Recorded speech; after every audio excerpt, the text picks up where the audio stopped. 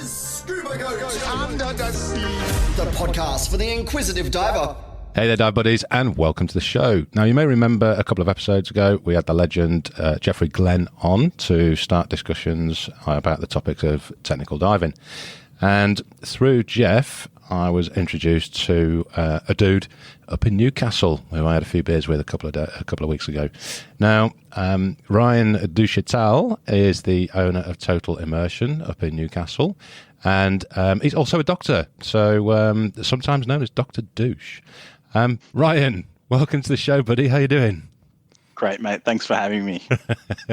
I had to get the douche in straight away, right at the start. Oh, more than okay. How's tricks up there? Have you got any diving planned at all over the festivities?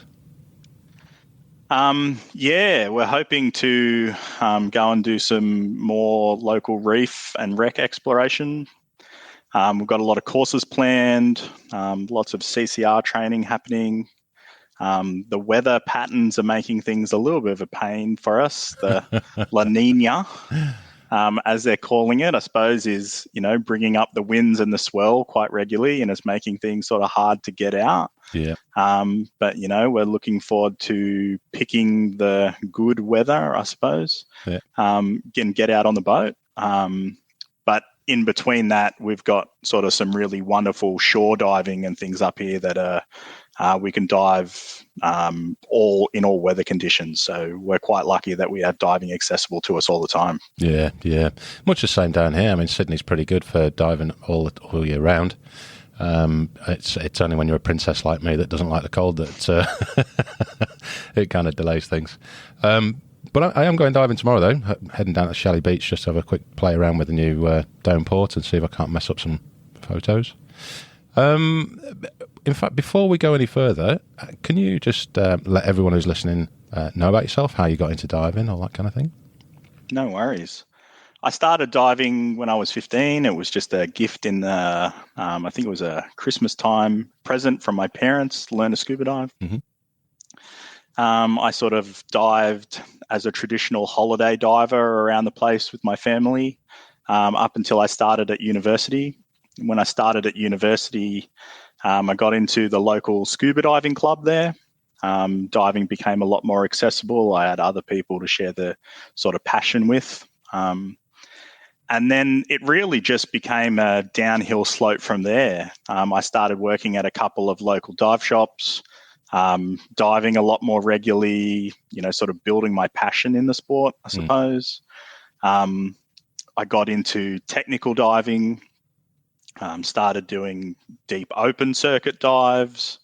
And then I met these guys who were diving rebreathers, and I went, well, that's really cool. What is this? And after that, the rest is sort of history. I started diving in a rebreather. The sort of local shops in our area didn't cater a lot for technical diving or rebreather divers. Yeah. And we just sort of started doing it ourselves. And by starting to do it ourselves, we formed Total Immersion Diving with my business partner, Lindsay Scott. And then we sort of just started to support other technical divers and rebreather divers. And then it just took off from there, And so I've got to ask that you kind of touched on it, the attraction to the CCRs. But initially, what was the attraction to technical diving? I think my initial attraction to technical diving was a natural evolution in diving for me. I'd spent a lot of time sort of diving our local dive sites and things, and in some words, you could say I've sort of dived it out. Okay.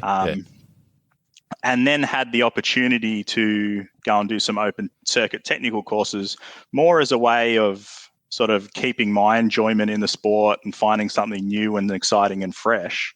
But at the same time, opened up a whole sort of new world of diving for me at the same time. I became really keen on wrecks. Sort of those wrecks in 40 to 50 meters that as a standard recreational diver, you don't see much of, you sort of standard 7-minute NDL dive on a wreck at 40 odd meters, doesn't really allow you to see too much. Yeah. It's a lot of work for a little bit of bottom time. That's isn't right. it? Mm. And at the same time, I got really into cave diving, and that's another big passion of mine. So technical diving really changed my life, changed the type of diving that I enjoy, the diving that I'm focused in, and is now sort of all encompassing. Yeah. And is it, you've obviously got a technical mind because you're a medical doctor as well, aren't you? I'm a medical doctor who can't prescribe you any drugs. So I'm a PhD trained scientist. Yeah. But what I'm angling at there was not the drugs, but the technical mindset. Yeah, that's right. Obviously, like a lot of the work that I do day to day is problem solving based. Is very methodical, is very planned, is very organized. I do like bringing that side of my life over into technical diving. I did listen to your podcast that you had with Jeff, and he touched on it really well, that part of technical diving is really developing a much better understanding and appreciation for the diving that you're doing, that encompasses its physiology and its effects on your body, and how the things that you're doing really have large resounding physiological effects. Yeah. And it's definitely a part of diving that is very appealing to me. Yeah. And like we were talking about with Jeff and obviously with yourself, the processes and procedures that get put into place for technical diving just take that recreational diving to the next level. Agreed. There's no room for that kind of blasé, quick, get your kit on and do half-hearted check and jump in. And it's even more pronounced with rebreather diving. Now, you mentioned rebreathers. Let's get into the weeds of rebreathers, because I know there's going to be listeners out there that are probably kind of interested in getting into technical diving and being on a rebreather and no bubbles, all that kind of thing. But for the person that doesn't know about rebreathers, to hear that you breathe in the gas that you breathe out is just barking mad. And for those that know even less, probably say, where the hell's his air? Where's it coming from? So if you wouldn't mind, can you break down how a rebreather works? Yeah, sure. At its simplest, the rebreather is quite a basic piece of technology. Like you said, you breathe in gas, and instead of on open circuit where you blow it back out in forms of bubbles, you blow it back around into the system itself, which is where you get the closed circuit part from. So in this system, there's no bubbles released. Yeah. So closed circuit meaning nothing's escaping from the system. That's right. Yeah. That's right. So when you breathe in and your body metabolizes the oxygen that you normally breathe, oxygen metabolism converts this into carbon dioxide, which is naturally respired. Or just goes out into the air. See you later. The trees love it. On a rebreather system, that CO2 still has to be removed. So it goes through down into on a back mount rebreather, it goes into a thing called a carbon dioxide scrubber. And the carbon dioxide scrubber is basically a nice big canister full of soda lime, essentially, and it varies from rebreather to rebreather, which removes the carbon dioxide out of the breathing gas in a very similar way which would happen on someone on a medical ventilator. Then there's a series of oxygen sensors in the rebreather which determine the partial pressure of oxygen which is currently in the rebreather, and a series of a set of electronics which then adds oxygen and changes the mix for you to breathe it back in again. So a rebreather system generally has a bottle of 100% oxygen and a bottle of what's called diluent, and this can be air or it can be trimix or anything that's sort of related to a bottom breathing gas. Okay. And that's what gives you a mix at a certain partial pressure, which allows you to breathe back in. So we know that if you had a bottle of oxygen, that you can only take that to a maximum depth of 6 meters, which is not particularly useful. Lots of good diving is deeper than 6 meters. So to offset that, there's a bottle that's called diluent, which dilutes the oxygen to a electronically controlled, what's called a set point, a controlled partial pressure that allows you to just recycle.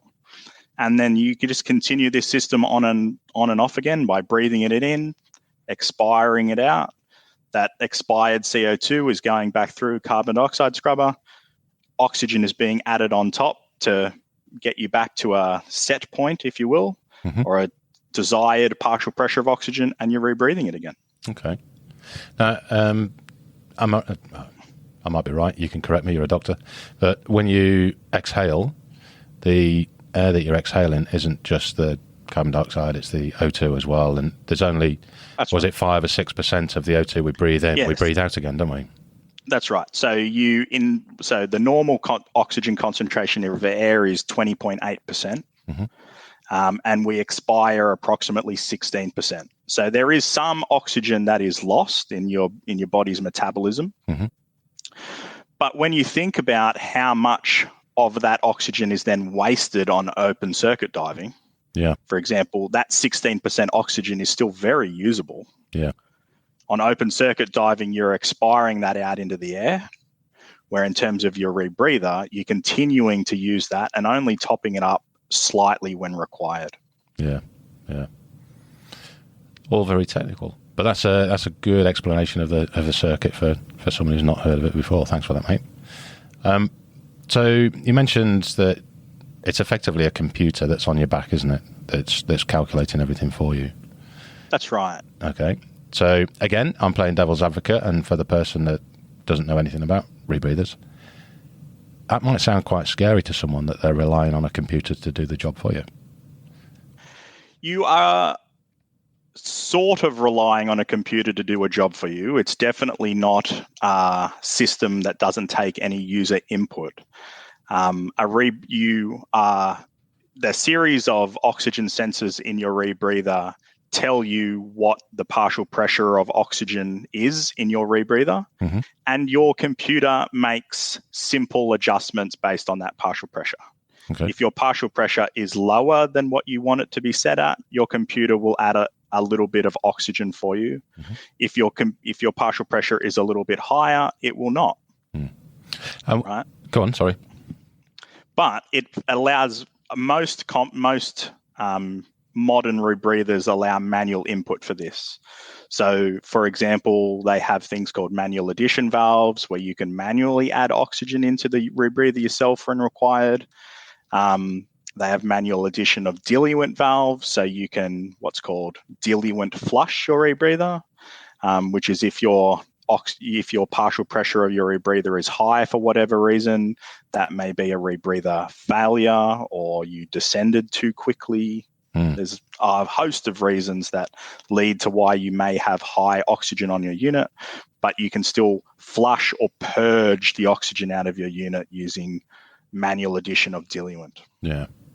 And is there what's the major possible faults? Let's put it that way. What kind of things would people learn to be aware of, and how the emergency scenarios of if X fails, what do you do? Sure. The three main issues that are surrounded with closed circuit diving are hyperoxia, right? So high oxygen on a rebreather. This is solved by doing a diluent flush, more complicated ways of troubleshooting your rebreather. You could also have low oxygen. There's numerous scenarios where you might have low oxygen. And the third is hypercapnia, which is high carbon dioxide. Right? So, for example, if our CO2 scrubber is not functioning effectively. There are numerous ways to deal with all of these, but the overarching sort of factor, I suppose, is carrying what's called bailout gas. So your rebreather works wonderfully in terms of keeping you alive. It does an exceptional job. Generally, issues surrounding rebreather divers come from user error or following improper procedures. However, on every dive, rebreather divers also carry open circuit bailout gas. So in the event that a rebreather failure is not manageable, they can breathe normal open circuit gas to the surface. Okay. So it's pretty almost fail safe, really, isn't it? 100%. Yeah. Well, I've only ever played with a CCR, and you specialise in the JJ CCR, don't you? Yeah. So at Total Immersion Diving, I specifically specialize in teaching the JJ CCR, which is a back-mounted electronically controlled rebreather. And we also do some teaching for the DiveSoft side mount and back mount Liberty CCR. Okay. And why did you choose the JJ? Why did I choose the JJ? It's a good question. It's a question that people ask me quite regularly. Yeah. The JJ CCR is a very simple rebreather. It is electronically controlled, but it's not overly complicated. It's quite sturdy. It's often called the 4x4 of the rebreather world. Mostly because it's got a thick aluminium can on the back. Yeah. There are limited plastic parts. I've dropped my rebreather off the back of utes and trucks and pulled it through caves and banged it around and scraped it through things and dinged it on wrecks. And, I've never really had major issues with my rebreather before. Yeah. The other thing to think about in terms of what rebreather is sort of best for you and is this a rebreather I want is the general popularity of the rebreather goes a long way to determining and the general popularity and how common it is in your specific area goes a long way to determining, what rebreather you go on to. Most people choose their rebreather that they want before they seek out an instructor. Yeah. Often that's driven by friends, other people that they know who are diving similar units, people that they can seek feedback of. Yeah. But the big problem is that if you ask any rebreather diver what's the best rebreather, the best rebreather is the rebreather they own. Oh, yeah, for sure. Yeah. Right? So, but thinking about where can I get training, where can I get support, how many other people dive my rebreather, is my rebreather's brand reputable? Are parts accessible? Is the support accessible? If I have a problem with my rebreather, where can I take it? Yeah. All really crucial, important points in, is this rebreather right for me, I suppose? Yeah. And to be fair, they're not exactly cheap, are they? So if you're going to invest, you've got to do a good amount of research to make sure you cover all those points. That's right. Rebreathers are a reasonable investment, don't get me wrong, and they have quite a large upfront cost. Oh, yeah. That's right. But it really depends on what type of diving you're going to do with your rebreather. For example, I can give you some calculations where if you do 50 dives at 60 meters on an appropriate percentage trimix mix, you own your rebreather. Really? Or you could have paid for a rebreather outright. For example, an 18% oxygen, 45% helium twin set fill, which is a common fill used for dives to 60 meters, retails between $200 and $300. And that's not inclusive of decompression gases, which an open circuit diver uses on every dive, where a rebreather diver carries with them, but doesn't necessarily use, unless there's a rebreather problem and they have to use open circuit bailout to the surface. Yeah. But when you factor those things in, doing deep open circuit trimix diving doesn't make a lot of sense compared to CCR diving. Yeah. Yeah, that does make sense. And we're talking about 60 meters there. Are these things limitless on the depth that you can go? They are. Out of the box, without any modifications, most rebreathers are quite capable of doing dives more than 100 meters. The JJ CCR certainly is. The DiveSoft Liberties certainly are as well. Numerous others. Without any other sort of addition, except for changing the diluent gas that you use. So the diluent gas in a rebreather gives you its maximum operating depth. Okay. You can adjust this in the fill before you dive, and that will dictate how deep you can go. Yeah, yeah. And changing you mentioned the scrubber, the lime crystals, all that kind of thing. How often does that need to be changed? Is it done by time, or is it done by the amount of dives? It's done by time. Mm-hmm. So most scrubbers give a 4 to 6 hour dive time. Mm-hmm. But this is affected by numerous factors. It's affected by the type of scrubber that's available. There are 2 different types of scrubbers. One's called an axial scrubber, where the flow is bottom to top, and another one where the flow is inside to out, or outside to in, I must say. Outside to in. And the outside to in radial scrubbers are more efficient than the bottom to top axial scrubbers, and units that use radial scrubber allow slightly longer time. It's also affected by moisture and temperature. Okay. So diving in quite cold water, the reaction inside the scrubber produces heat. It's an exothermic reaction when it removes the carbon dioxide, and it takes more energy, more effort in colder water than it does in warmer water. Oh, wow. So if you're diving in colder water, the scrubber time is slightly less than if you were diving in warmer water. And then it also is most overly affected by breathing rate. So if you're breathing very heavily and you're producing more carbon dioxide, your scrubber will last for a shorter period of time than it would if you were at rest. Yeah. Yeah. So usually scrubber protocols are very conservative because a lot of these things are very difficult to measure. You can't accurately measure expired CO2. You can accurately measure temperature, but you can't accurately measure what scrubber time is remaining on your rebreather scrubber. So it's very important that rebreather divers follow stringent scrubber time limits. Okay. And those limits have got built-in safety factors, or you add them to it? No. So the scrubber durations are often factory set. Okay. And they vary from rebreather to rebreather based on their approved testing.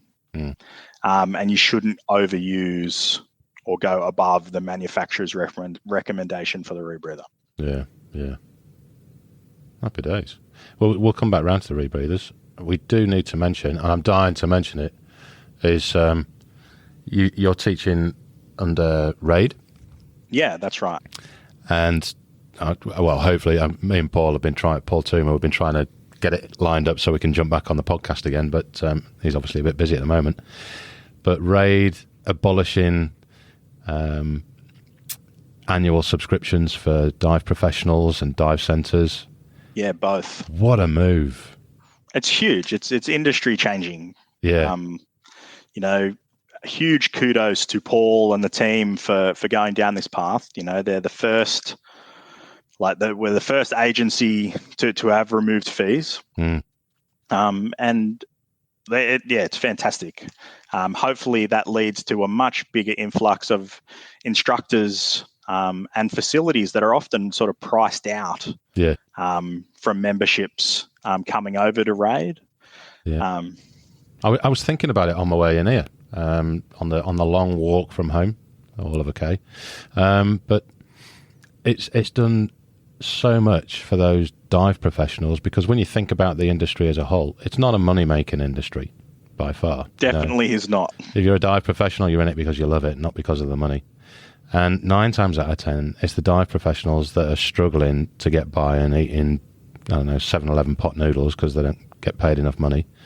And then the dive operators are also, against the wall because they're having to try and reduce prices to be competitive to get the customers, and it's a never-ending cycle. So once a year, and I've been there, especially if you're a multi-agency instructor and you're having to pay 2 or 3 agencies of annual subscriptions, it hurts. Yeah. It hurts. So to give that freedom back to the dive professionals, and given the current circumstance where so many people have had to leave the industry and go back to effectively reality and 9-to-5 jobs, it makes it very difficult for those people to return to the dive life that they had in the past, because they're now more settled in reality. So there's going to be a lack of dive professionals in the industry as a whole. So just that one move of removing those fees for the operator gives them a little bit of breathing space. For the dive professional, those youngsters that are coming through and trying to learn and wanting to, enter into the industry, what a way to do it. We're not going to take your money off you, but we're going to teach you. Let's get you going. 100%. I couldn't agree more. I think it's the best move I've ever seen in the dive industry in the time I've been in it. It's fantastic. The support we've had from RAID from the beginning, especially at our shop, Total Immersion Diving, especially from Paul Toomer and Steve Bates, other people associated with Dive RAID around the country, has been really huge. Yeah. We started off as, I suppose, finger quotes, the small guys. We already are interested in an area that is considerably niche. Yeah. In terms of the diving industry, technical diving is a very small part, and CCR diving is a small part of technical diving. Mm. And having the support from RAID to help us get going, and then now the support without having to pay membership fees is very impressive and very appreciated. Yeah, it's phenomenal. Hopefully we'll get Paul back on in the new year, and we can talk all the way through it, because I know he's had to keep his lips tightly sealed on the thing until it was launched. Was it last week they launched that, or was it the week before? The week before. Yeah, 2 weeks. Happy days. And so Total Immersion, how long's it been operating now? What's the way forward? About 6 or 7 years. Nice. Yeah, but officially for 6 or 7 years. So prior to that, we still provided sort of support for, the technical divers in our area, just non-officially. Yep. And then as our network grew and our community of divers starting to grow, the shop really stemmed and formed from the community need. And what's the way forward? Where are you going to go with it? Are you going to stay relatively local and small key, or are you going to explode? Oh, who knows? Total Immersion Diving is set up to be one of the most technical friendly and rebreather friendly places in New South Wales. Mm. We've been the most active rebreather training centre in New South Wales for over 2 years, and quite an active technical training facility as well. Yeah. We do have some exciting news on the horizon that I can't share with you just yet. Oh, come on. You can't tease like that. That's talking. Yes, I can. But stay tuned, and there are some exciting things that we've got planned. I suppose something to consider has been, during COVID, people haven't been able to travel internationally for rebreather training and sort of technical diver training as much as they had been able to in the past. Mm. And I think in the last 2 years, it has really helped move our business forwards. Yeah. People are now sort of more appreciative and understanding that there are high level places that you can come and get training domestically.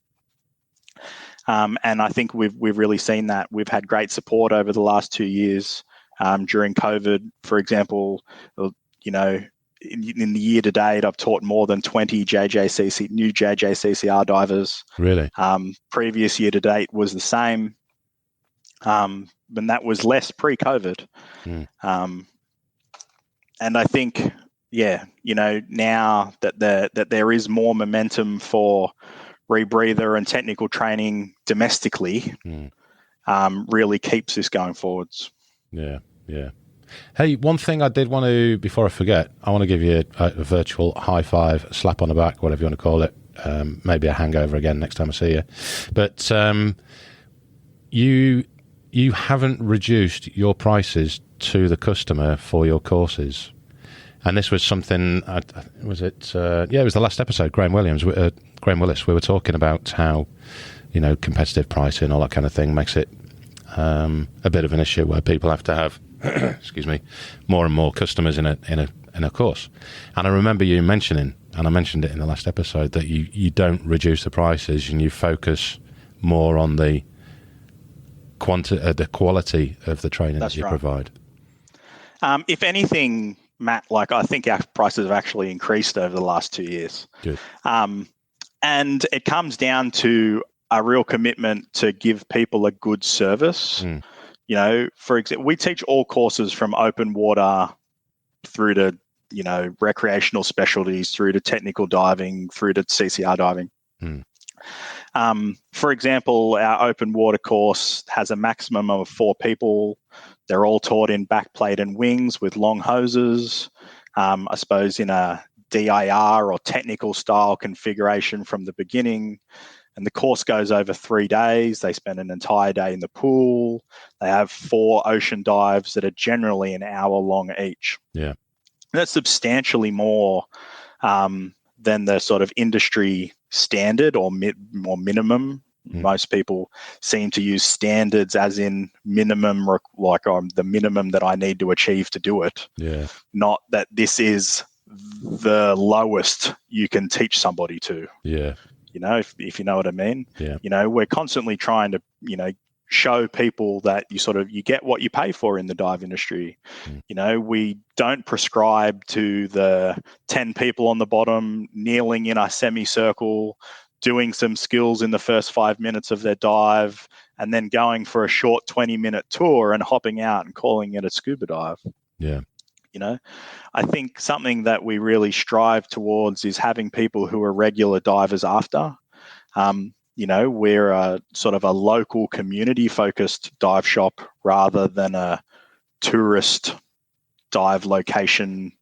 We don't really cater to the tourist type divers who are coming here for a weekend experience and then leaving. Yeah. Our focus is really on building divers that stay divers. Yeah. And I suppose a good example of that is, numerous people who I've taught from open water diving, taught all the way through to open circuit technical diving, and are now JJCCR divers. And they're all homegrown, locally produced raid divers. Yeah. Who are, hopefully coming through with our sort of diving mentality and, understand and appreciate about being good divers rather than just I can go down the road and get it for $300 or $250 or wherever. Yeah. Yeah. I think an overarching thing is that divers don't know what they don't know. Yeah. When you come into scuba diving at the beginning as an open water diver, you're just doing a standard product comparison like you would on the internet. Yeah. You're getting an open water certification from me, you're getting an open water certification from somebody down the road, but mine is 3 times the price and people just go down the road. Yeah. Yeah, just because they don't know. And that's right. Yeah. It is what it is, unfortunately. But hopefully, airing it like this and putting it out there on social media, and people get to understand why that price and that value is there. Yeah, that's right. So, for example, in, all of our recreational courses, they're all a maximum 1 to 4, though the allowable standard is 1 to 10. Yeah. Our technical diving courses are maximum 1 to 3. And our rebreather diving courses are maximum 1 to 2. Yeah. Yeah. Bob on. That's exactly what you want. You don't want to be part of the factory turnover, do you? Oh, look, I suppose it is part of the benefit of diving not being my sole focus. And like you said, we don't necessarily have to try and just make money. Where we do this because we love doing it. If we didn't love doing it, we wouldn't do it. I really enjoy technical diving. I enjoy all types of diving, but a big driver to teaching technical diving for me is to building buddies.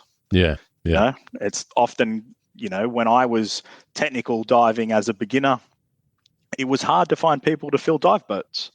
And, you had to wait around and you had to book a couple of months in advance and try and scavenge enough people around to go and do those dives. But now that we've built the community here ourselves, we can fill dive boats of technical divers every day of the week, and that means I get to go and dive more. Yeah. I get to go and do more cool wrecks.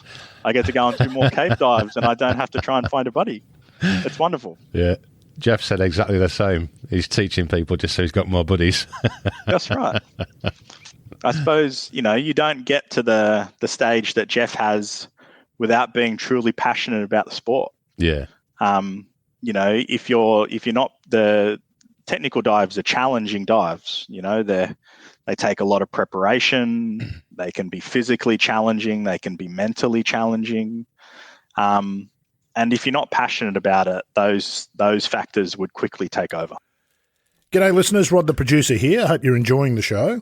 Just like to give a quick shout out to Toby and the Behind the Mask team who are flying the flag in support of petitioning the EU to ban shark finning throughout Europe. We hope you can find 2 minutes to sign the petition and replicate the success seen in Great Britain earlier this year. Click on the link in the show notes or go to the Behind the Mask social media links to sign the petition. Thanks in advance, and thanks for supporting Scuba Goat this year. Have a great Christmas, and we'll see you in 2022. I saw you had, I saw a photo go up on, it must have been this week or last week, one of the two, but there was Joe and Mahendra. Mahendra, yeah. Saw him pop up there. It was a novelty to see him wearing his scuba gear and not shirtless doing press-ups in his CCR. Yeah. Yep, very much so. No, they came up for a bit and they're doing a JJ decompression course. Okay. And that was at Nelson Bay, Fly Point or something like that, was it? Yeah. So the course starts off with just shallow skills things, working on divers handling multiple stage cylinders. Yeah. And then sort of getting their skills refined for the deeper ocean dives. Cheers. Cheers, mate. That's amazing. I love recording on a Friday. We're me and the missus are actually popping up to where are we going? Seal Rocks in January. We're spending the weekend up on some apartment or cottage that she's rented, and then going to do Nelson as well. It's the first time I've never done Fly Point yet, and I've been told. Hit me up when you're down, and I'll show you around. Oh, that'd be awesome. Yeah, well, we're there for the weekend, and I think the idea is to dive Seal Rock on the Saturday, and then on the Sunday do Nelson Bay, Fly Point, that kind of area, and then it leaves us free for driving back on the Monday. Yep, perfect. But I'll give you a hit. That'd be awesome. Yeah. Yeah, I think one of the things that is a bit off-putting for CCR divers initially is the concept just that CCR diving is only for deep divers. Yeah. And it is definitely undeniable that CCRs provide a huge advantage in the deep related to their economical gas consumption. But I think people really forget and discard the other benefits that a CCR has in recreational divers and in recreational depths. And like a lot of those include primarily the fact that there are no bubbles. Yeah. So, your rebreather produces no bubbles. Open circuit divers produce a heap. And they're so noisy. Yeah. Right? When you're diving around on a CCR in a group of other CCR divers, you get a really great appreciation of how quiet everything is. You can hear the sounds of the ocean, not just the sounds of this whistling regulator over next to you. But the other thing that then leads to is really cool interactions with wildlife, especially for, recreational photographers in the 10 to 20 meter range. For example, if you've ever gone diving with a grey nurse shark or, sharks of many other species, if you swim up to them and blow a stream of bubbles, they turn their head on you and swim to the side. Yeah. These type of things don't happen on CCRs when you're controlling your loop volume appropriately. I've had numerous experiences with different types of sharks where you're so close that you could pluck a hook out of their teeth or, touch them on the side. And obviously we don't touch wildlife, but you're so close that you can, for photos of, shark eyes in close up, and things like that are just not possible on open circuit scuba. Oh, what about that? A good example is that video you posted with the dolphin. That's right. Yeah, so I had a fantastic experience a couple of months ago. A wild dolphin appeared at a local dive site called Swansea Bridge. Swansea Bridge is a very tidal dive site. It's at the entry to a channel to Lake Macquarie. Lots of water moves through there, and because of that, lots of nutrients, and it's like it's an aquarium. Yeah, lots of big fish, big schooling fish. It's a wonderful dive site. And a couple of months ago, divers were sort of reporting that they were seeing a dolphin swimming around, and that every now and again they'd get a little bit of a glimpse of it where the dolphin would swim into view, sort of come close to you and swim away. Yeah. I had an experience, and I was actually teaching a RAID JJ program. Some guys were down from Gladstone from in Queensland for their last dives. And we did a dive at Swansea Bridge, and we met the dolphin at about 18 meters, and it just stayed. So because we weren't blowing the bubbles and blowing it away, it was really interested in us as other sort of animals, I suppose you could call it, under the water with it. And it was coming up, looking at us in the eye. It would gently bump me and prod me to the side, to see what sort of reaction it could get. Yeah. And it would go up to the surface, disappear for 10 seconds, and then come straight back down. Yeah. It was really interested in the sounds that my bailout cylinder was making, touching the rocks. Okay. And things like that next to me. And I took my bailout cylinder off and I clipped it onto a line out in front. And there's a really cool part of the video where the dolphin is pushing the bailout cylinder up the line, generally just playing with it and interacting with it. Yeah. And the dolphin stayed with us for nearly an hour. Jesus. So, I've got 45 minutes of raw footage of the dolphin consistently just swimming around, playing, going up to the surface, coming down. Yeah. And the cool thing that I think that led to is the fact that the dolphin now is much more willing to approach divers under the water. And the dolphin has actually stayed around the dive site for the last few months. Okay. Perhaps is now calling it home.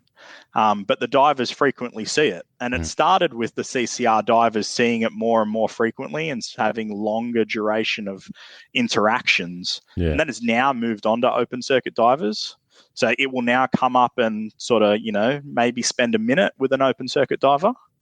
But we can still go diving with it and scooter around with it and things like that for half an hour on end. Really? It's a phenomenal experience, but all driven by the different type of apparatus compared to open circuit diving. Yeah, yeah. It's phenomenal. Yeah.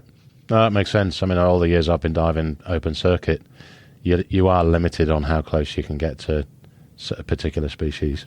They're very twitchy.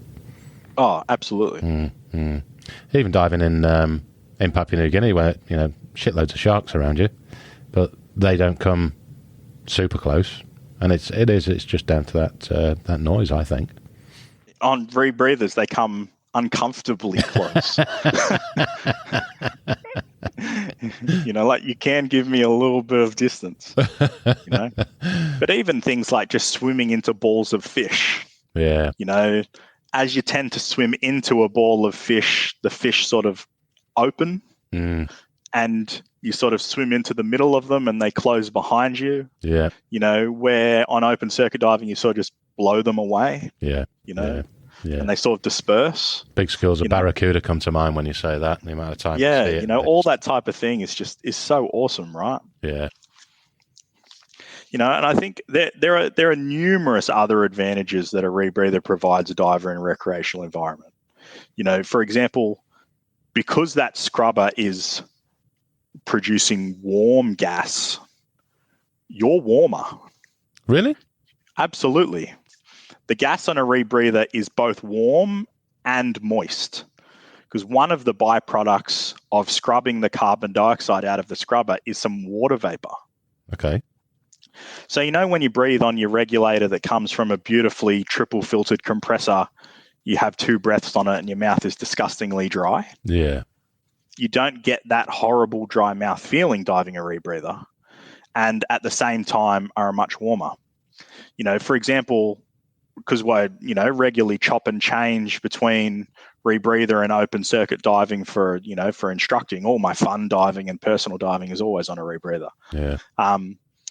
But if I wear my dry suit and the same undergarment layers in the same temperature water, I'm noticeably colder diving my twin set than I am diving my diving my rebreather. Really? And I tend to layer up a little bit more diving my twin set than I do diving my rebreather. Interesting. I think that's something that is definitely underappreciated. Yeah, I'd never have even considered that. I would suggest that it is probably in the effect of maybe 1 to 2 degrees in water temperature in terms of how it feels to me. That's big. Yeah.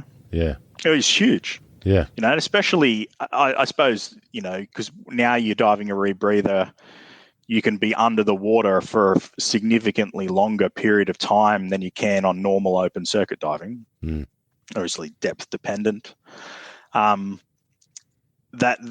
increased heat makes a huge difference to how long you're comfortable diving for on a rebreather compared to doing long open circuit diving. Definitely. Yeah. Yeah, I can only imagine. I mean, like I say, I'm going to do Shelley Beach tomorrow, and it's at the moment, I think the water temperature's somewhere between 21 and 23. And even though the missus is on a 7 mil, I know 45, 50 minutes in, she's going to be freezing. That's right. Yeah. That's right. Maybe I'll have to send her up there and get some CCR training. Oh, mate, you're more than happy to come up and teach us some JJ stuff. Yeah. Whenever you want to.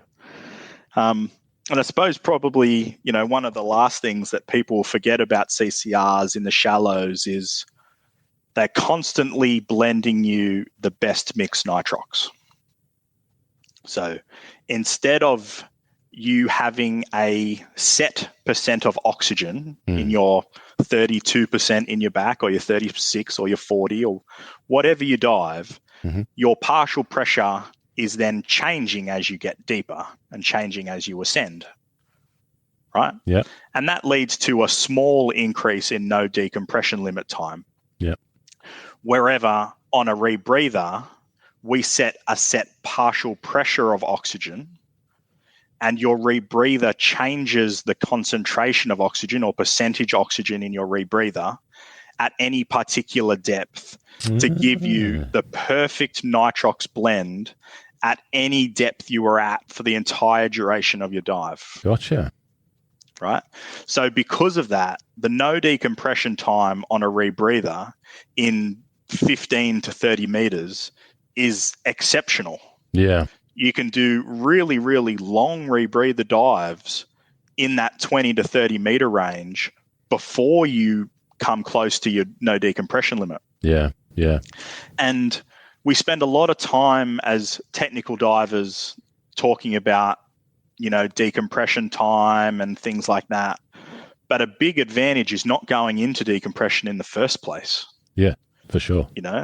Decompression is inherently dangerous. It gives you a virtual, ceiling that you can't ascend past, which has issues and considerations for emergency practices and things like that. Yeah. The ability to be on a rebreather and do wonderfully long dives, but without exceeding your NDL time is really cool. For example, one of my favorite wrecks in the world is the Lermontov wreck in New Zealand, which is sunk off the top of the South Island. It's in a little bay called Port Gore. and it was a cruise liner that tried to take a little shortcut, cut a big hole in the hull, came into the bay, and sunk on its side in quite shallow water. So the maximum depth of the Lermontov is about 36 meters. Mm-hmm. The top of the deck is in about 15 meters. And on a rebreather, you can spend such a long time exploring this wreck without the huge decompression penalty. Yeah. That you might get on open circuit, that you would definitely get on open circuit, and that you would obviously get if the wreck was deeper. But especially when you're talking about going and doing wreck penetrations in these moderately deep wrecks or moderately deep caves, you've already got the complication of having an overhead environment. Layering on top of an overhead environment significant decompression penalty, is a dual combination that is, quite complicated and can be quite stressful for people. Yeah, yeah. But on a rebreather, we were doing some dives between 90 minutes and 2 hours. The water temperature is quite cold there. It's 12 degrees. So you definitely appreciate your nice moist breath, moist breathe or warm breathing gas. And then on a lot of those dives, we were only having sort of 10 to 15 minutes decompression. Really? After a 90-minute to 2-hour dive. And it depends on how long you stay towards the bottom part for. Yeah, yeah. But over the course of a multi-level dive, really being able to take advantage of, the best mixed gas at every depth is hugely advantageous. Yeah, I knew there was applicable to divers in recreation. Yeah, I knew there was benefits, but hearing it that way, it just makes it that much more clear without having to worry about your NDLs. That's right. And for me, being a photographer, that makes a huge. It's a massive benefit. I can't even count how many times I've been having to snap a photo and check my computer and snap a photo and check my computer because I'm just running out of time. Yep, that's right. Bloody hell. Rebreathers have, a lot of, a lot of, unforeseen benefits or unappreciated benefits, when they just get lumped in as I'm a really deep diver, or I only do long technical decompression dives, so I'm the only type of person who needs a rebreather. We've seen a huge uptake of rebreathers, especially in people who are not interested in diving deep, in quotation marks. Yeah. Who are really only keen on diving in recreational depth limits, but just for longer period of time. And, utilizing their benefits in terms of their photography. And all of those things that go along with that. Yeah. I was talking to a guy, everything seems 2 weeks ago at the moment, but 2 weeks ago, Remy, and I forget his surname, I'm crap with surnames, but Remy is an exceptionally good cameraman. His photos are fantastic, and he always dives on the rebreather. And you can just see it in the photos because of that vicinity, that how close he's getting to the subject he's taking the shot of. Are there other advantages? Are there other advantages? That probably covers the majority of them. Looking awesome. Looking awesome is definitely, that's the only reason we dive, right? Had numerous comments of getting out of dives, like, shore dives, walking up, like coming out of the water on a rebreather. The first thing, people see is the loop. Yeah. Right? You don't see a regulator, but you see a loop. Yeah. And it looks very military, space age, specialist. Yeah, 007. And that's the comment, right? Like, oh, you guys military?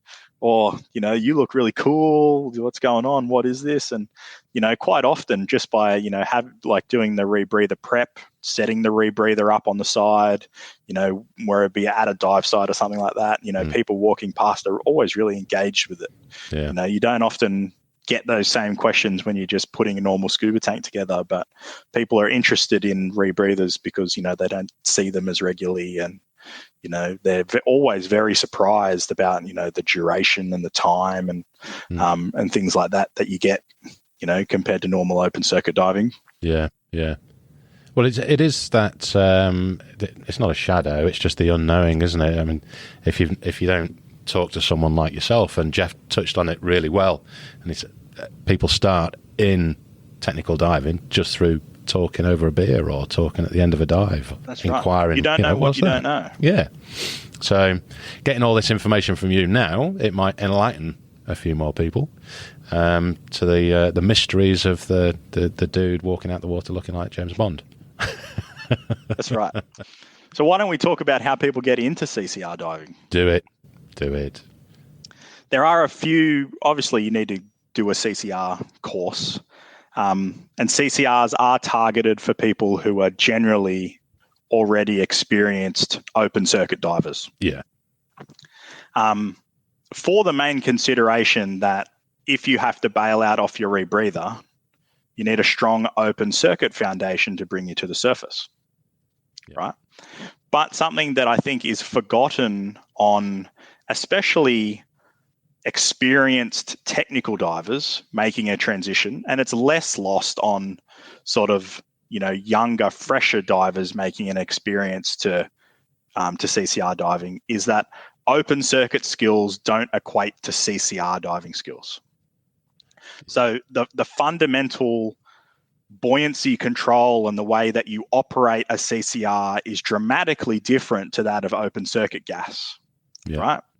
Because the gas volume is all encapsulated and is one, your lungs are one with the loop, if you will. Mm-hmm. When you breathe in and out, your buoyancy doesn't change. Yeah. Right? If you're negatively buoyant and you breathe in, you're still negatively buoyant. Yeah. If you're positively buoyant and you breathe out, you're still positively buoyant. Right? But if you lose bubbles when clearing your mask, that's right. Which I found out when I first had a go. That's right. So you learn the process of what's called controlling the loop volume and making adjustments to how much gas is in the loop to control your buoyancy. Yeah. But it's a steep learning curve. And often divers who are more experienced open circuit divers and are much more ingrained in using their breath control for buoyancy find the CCR diving transition more difficult.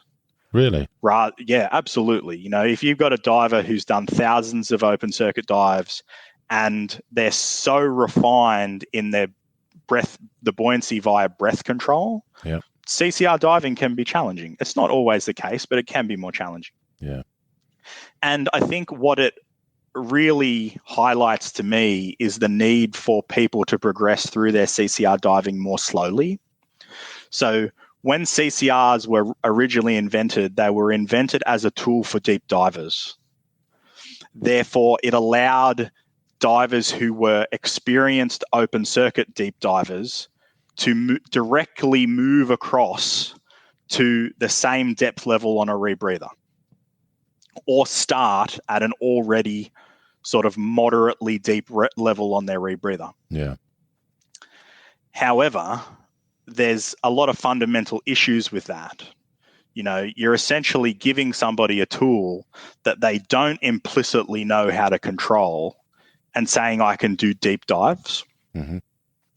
Dive Raid in particular have really been a leader in terms of the training standards for CCR divers and bringing people back a peg to learning their rebreather and fully understanding their rebreather in more shallower water and controlled conditions before allowing them to progress through to deep and decompression diving that other agencies allow as the starting point. Yeah.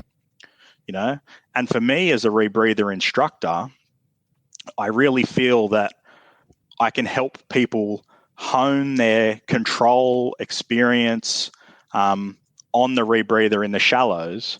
And then when we come to do, and then after, you've gone away and developed a solid CCR diving foundational basis, that when we come to teach you how to do decompression dives on your CCR. I can teach you all the tips and tricks on how to actually utilize the CCR for efficient decompression, rather than teach you all the basics whilst you're doing decompression. Right? And I think our industry hasn't quite got a grasp of that concept, right? RAID is definitely leading the way, but I would certainly encourage other CCR instructors to, whilst even though the standards that your agency set may suggest that you can teach a diver decompression diving on a CCR straight away, whether that is the most beneficial thing for the diver learning the CCR. It does actually sound quite mental to me, quite honestly.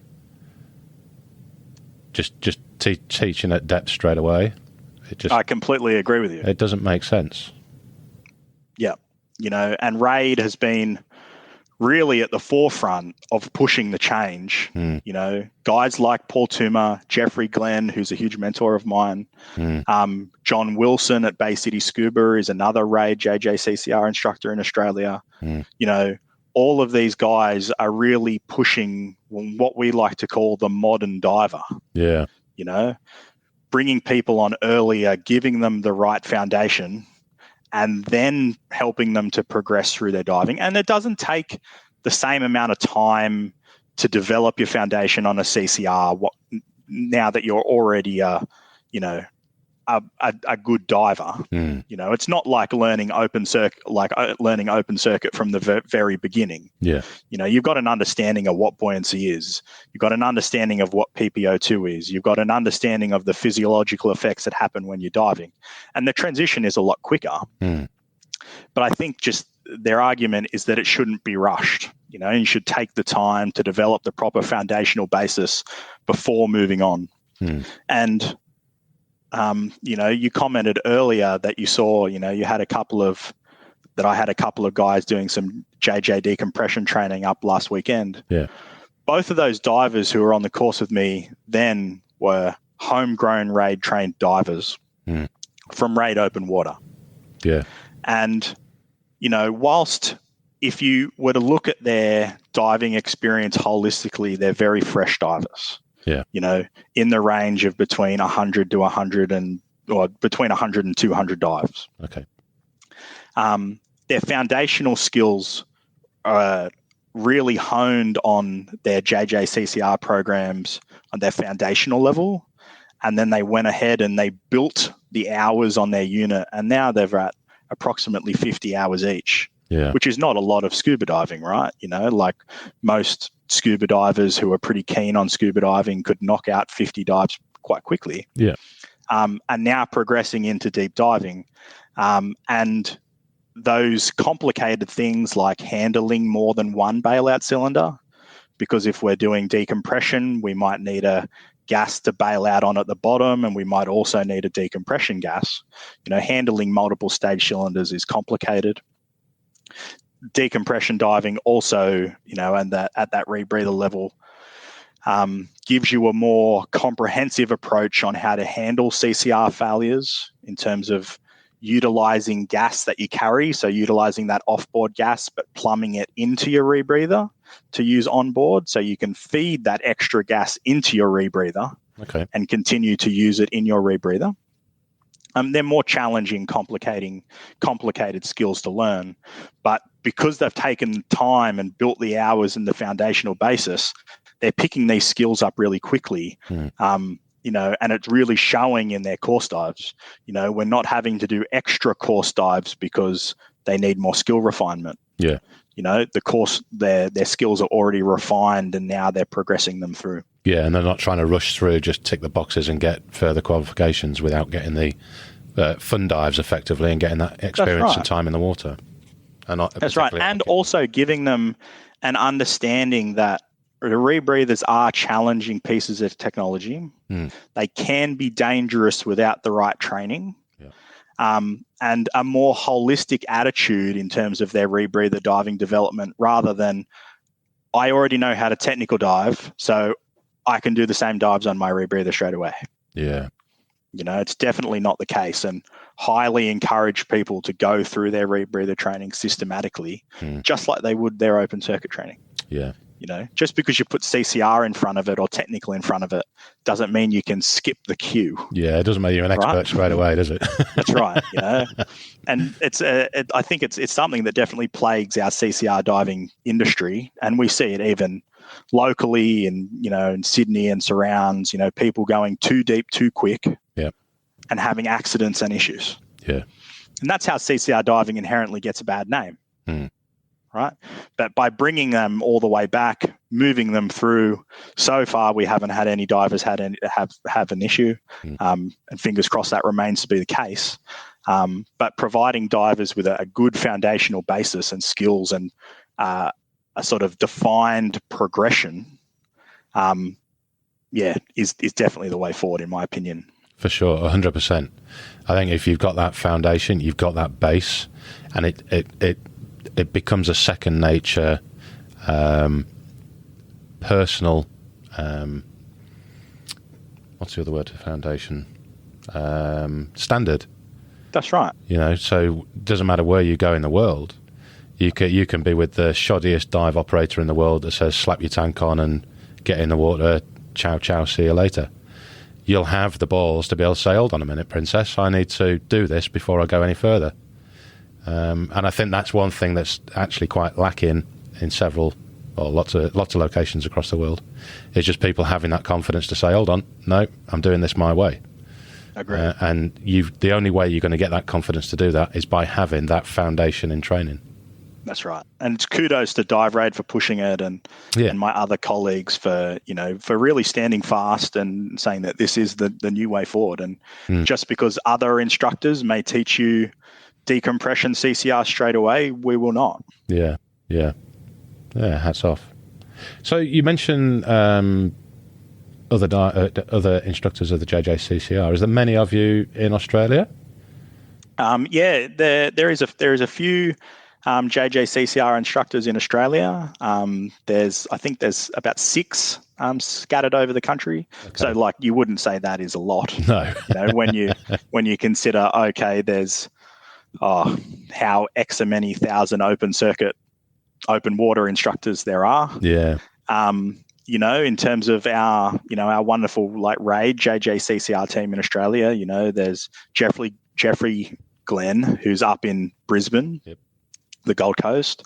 I cover a lot of the stuff that happens in Newcastle and Sydney and New South Wales. And John Wilson from Bay City Scuba in Melbourne, really driving it home down there. Yeah. That's all good. And just to clarify to those people that are listening that are usually, PADI or SSI or something like that, RAID is clearly another agency, but it is born out of the understanding of the technical aspect of training. So you get in my opinion, and I can say it because I'm multi-agency, I think you get in a more detailed educational system through RAID. I think something that people don't also know about RAID is that the initial acronym of RAID was Rebreathers Association of International Divers. Mm-hmm. So at its core, RAID really has technical diving and, especially CCRs and rebreathers, that they've expanded that sort of love out into the recreational realm. Yeah. But it's still there technically behind the name. Yeah. And like you say, I mean, even doing the open waters, you can see when there's a RAID course. And again, a RAID course that's taught correctly, you've got to have a good instructor to do it. But the trim of beginners is usually pretty shoddy, but the majority of RAID open water divers, they come out pretty cool after 4 or 5 dives. A lot better than most. And again, like I said before, it's kudos to the guys like Paul Toomer, Steve Bates, PJ Prinsloo in South Africa, Steve Lewis, all those guys who have come from other agencies and, were prior to RAID, quite high up in their respective agencies. Yeah. Really come together with a common mindset and a common goal of where we feel scuba diving should be moving forward in the future. Yeah. And providing a really good foundational basis for other raid instructors such as myself, other local raid dive centres to really push that forwards. Yeah. And the overwhelming end result is safer diving. And at the end of the day, we all want to enjoy the sport, and safety is number one. Have fun, don't die. Yeah. Mate, I think we'll round it off there and call it a day. It's in fact, the pub will be open in a moment, so I'll be able to get another top up. No, sounds good, mate. Perfect. Thank you so much for coming on the show and explaining all that, all those complexities to us. And next time I'm up in Newcastle, probably in the new year, we'll have a catch up and have another beer, eh? That would be awesome, mate. Happy days. Be awesome catch up. For those people that are listening in, if you want to get in touch with Ryan, you can get him by his website, Facebook, not so much on Instagram. What's the easiest way to get you, mate? Is it through the website or through Facebook? Through Facebook primarily at Total Immersion Diving. Yeah. And then, our website at www.totalimmersiondiving.com.au. Happy days. And if you get in there quick and book something for the new year, then you might get a Scuba Goat mask strap as well. I'll send you a few up, Ryan. Have a good Christmas, mate. And this is going to round off our season 2 of Scuba Goat. So we'll wish all our fantastic listeners a very Merry Christmas and a fantastic New Year. Stay safe, everybody. Thanks for listening. Thanks for having me, mate. Cheers, buddy. This is Scuba Goat Under the Sea, the podcast for the inquisitive diver.